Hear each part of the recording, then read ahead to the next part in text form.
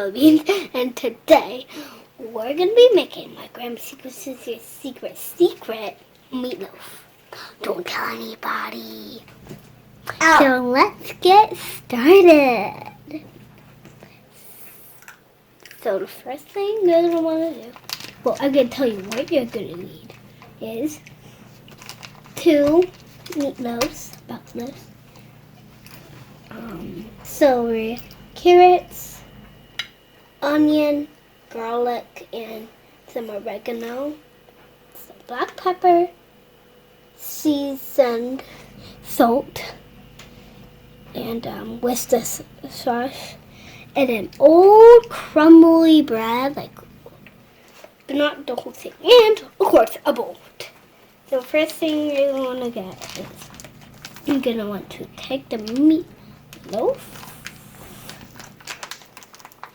And that's that's okay because you're gonna want to jelly beans. He's supposed to be in the videos now. He came on one time and he made the video. He's like, I want to be in the video too.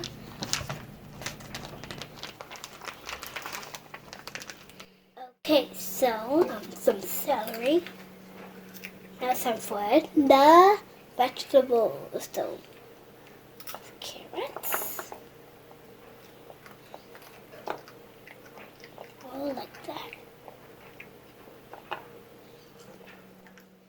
Okay, now for our toppings.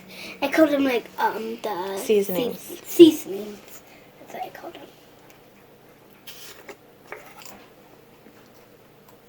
A little bit.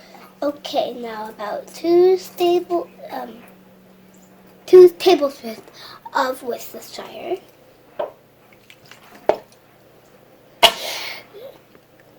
Now let's mix it all together. Go.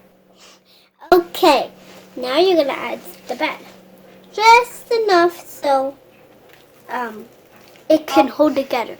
Not so it can fall apart.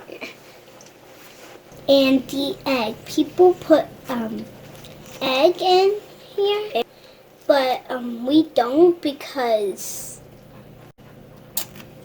our meat holds together. But people add the egg so it can hold together. You know, we're also vegan. You could also use flax egg, but just this stuff in the meat makes it hold together. Okay, so you're going to want to spray your pan and then pour your meatloaf into here and then put the oven to cook. And don't forget to put the cover on when you're cooking it. Okay, so for the last ingredient for Grandma's secret meatloaf is you're going to want to dump the tomato sauce and then stick it in the oven for 5 to 7 minutes. But you can also add some oregano or black pepper on the top. I hope you'll try this recipe at home. It's so good and yummy in my tummy.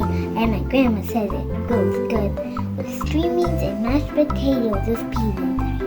Thank you for watching. Bye. Happy New Year.